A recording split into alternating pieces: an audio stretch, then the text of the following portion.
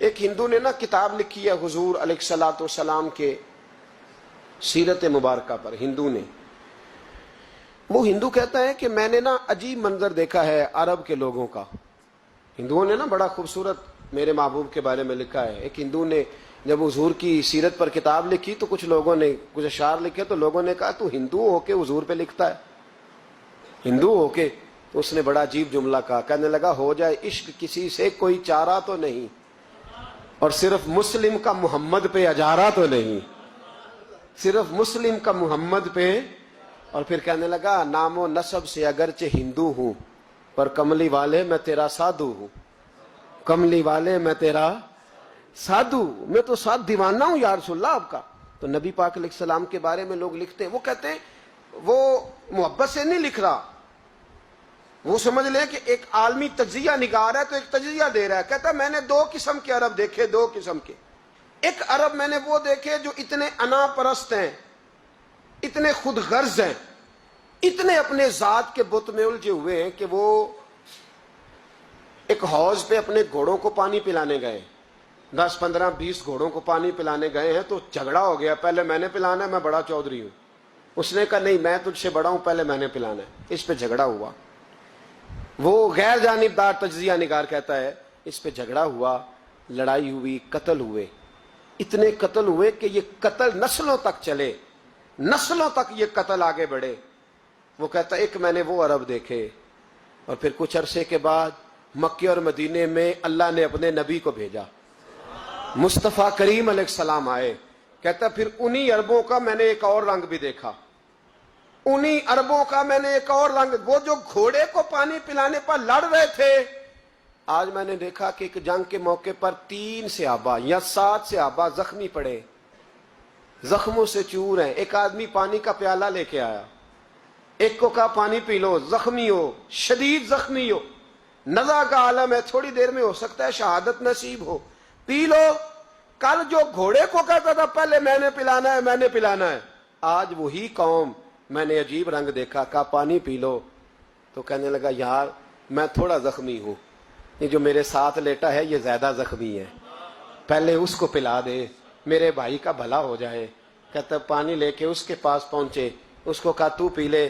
تو وہ کہنے لگا نہیں میں زخمی ضرور ہوں پر جوان ہوں، یہ میرے ساتھ جو صحابی لیٹے ہیں یہ زخمی بھی ہیں بوڑھے بھی ہیں، ان کو پہلے پلا. میں بات کہتے میں تیسرے کے پاس گیا تو اس نے کہا نہیں یار چوتھے کو پلا، وہ زخمی بھی ہے بیمار بھی ہے، اسے زیادہ ضرورت ہے. کہتے چوتھے کے پاس گیا تو وہ تڑپ اٹھا، کہنے لگا 5ویں کو پلا، اس لیے کہ اسے زخم مجھ سے پہلے لگا ہے، اس کا جہاد بھی مجھ سے سخت ہے.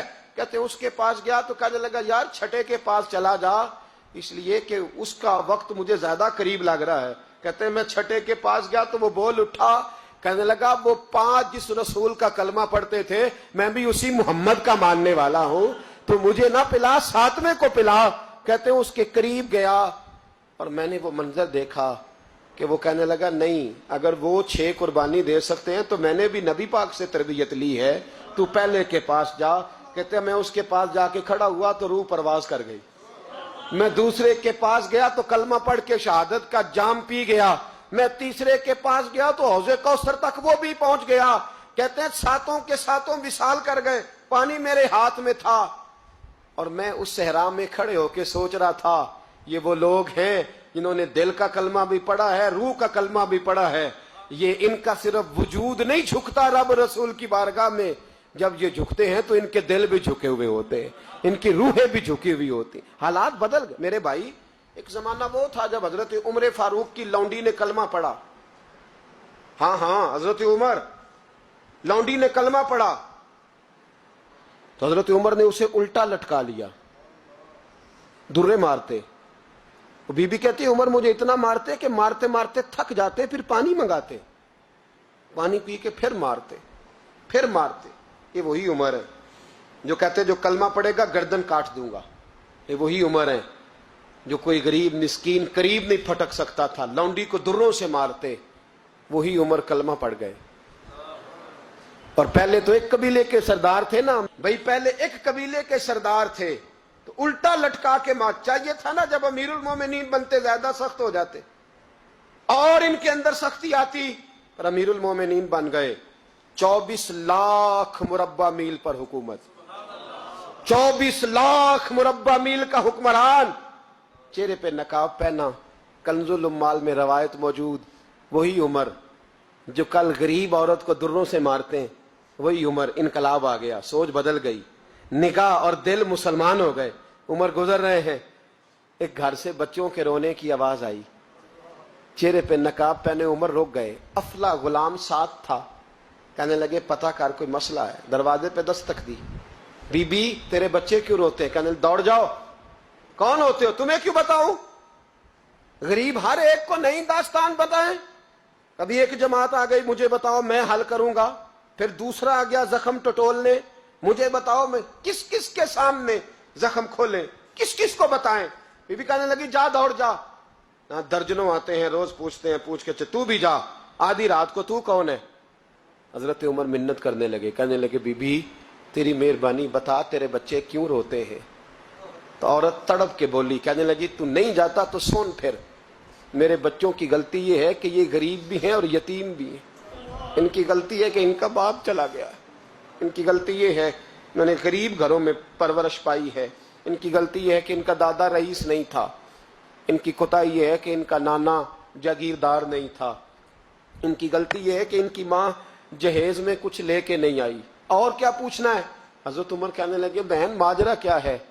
कहने लगी बाप इंतकाल कर गया। उमर जब से हुक्मरान बना है इस गांव में कभी उसने फेरा ही नहीं डाला, वो आया ही नहीं। मेरी गरीबनी के बच्चे सारी सारी रात भूख से रोते, वो कभी आया ही नहीं। ये गलती है। पहले तो मैं कुछ ना कुछ इनको खुश्क रोटी खिला देती थी, आज तो घर में कोई शय नहीं। शाम से लेकर पानी और रोड़े हंडिया में डाले हैं, पकाती जाती हूँ। कहा था चलो सो जाएंगे, पर भूख बड़ी जालिम है, नींद भी नहीं आने देती। सब रोगां दा रोग मोहम्मद, जिसदा नाम गरीबी, कंड वला के लंघ जाते नहीं दोस्त यार करीबी। कब भूख बड़ी जालिम है, पेट भूखा हो तो ये भी नहीं आती। सोचती थी सोच, अब तहज्जुद का वक्त है पर सोते नहीं। अब बताओ मैं क्या करूं? उमर तो 24 लाख मुरब्बा मील का हुक्मरान है, इस कच्ची बस्ती में कैसे फेरा डालेगा? हजरत उमर दौड़े गए।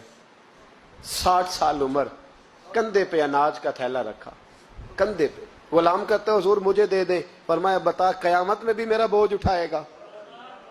हजरत उमर लाए। फिर उमर ने उस बीबी के घर में चिराग रोशन किया। फिर बूढ़े उमर कहते मेरी बेटियां थी, मेरी बीवियां थी, मैंने खाना कभी नहीं पकाया था। मैंने उस बीबी से कहा बहन तू बैठ जा, बैठ गई। उमर कहते मैंने आग जलाई। आपके गुलाम कहते हैं जब उमर आग में फूंके मारते थे तो उनकी दाढ़ी से धुआं निकलता था। उमर ने आग जलाई। फिर फारूक कहते मैंने कभी रोटी नहीं पकाई थी पर आज मैंने आटा भी गूंदा। 24 लाख मुरब्बा मील का हुक्मरान। और भाई जब तेरा दिल और नजर मुसलमान होती है तो फिर तू झूठे दावे नहीं करता, फिर दीन तेरे लफ्जों में, जुमलों में, तकरीरों में नहीं रहता। हजरत सैयदना उमर फारूक रदी अल्लाह ताला अन्हु आटा गूंथते हैं, दाढ़ी सारी आटे से भर गई। फिर उमर फारूक रोटियां पकाते तो हाथ जलते। फिर सालन पकाया, फिर उमर ने दस्तरखान बिछाया। फिर वो छोटे छोटे बच्चों का उमर ने मुंह धुलाया। फिर फारूक आजम रोटी के लुक़मे उनके मुंह में डालते और रोते, कहते बेटो उमर को पता नहीं चला कि तुम भूखे थे। बेटियों उमर को खबर नहीं थी, उमर से नाराज तो नहीं हो? छोटे छोटे बच्चे कहते हमें तो पता भी नहीं उमर कौन है। अब क्या बात? फिर उनको उमर फारूक ने खिलाया। फिर फारूक आजम शहर में बैठ गए, उनको हंसाते रहे। गुलाम कहते हुजूर अब क्या करते हो? फरमाया जो मेरी वजह से रोए थे उन्हें खुश ना करूं।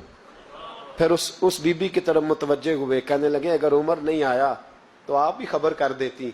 तो बीबी कहने लगी ड्यूटी उमर की है खबर लेने की, मेरी नहीं है कि मैं जाके बताऊं। मैं क्यों बताऊं? तो हज़रत उमर कहने लगे चल उमर को माफ कर दे। कहने लगी उसे क्या माफ करना है, मैं तो दुआ करती हूँ अल्लाह उसे हटा दे और आपको बना दे। मेरी दुआ है कि वो चला जाए आप आ जाएं। फरमाया अगर मैं बन जाऊं तो उमर को माफ कर दोगी? कहा हाँ कर दूंगी। तो हजरत उमर ने चेहरे से नकाब उतारा। फरमाया बीबी मैं उमर ही हूं, तूने देखा नहीं था? जा तेरी दुआ मकबूल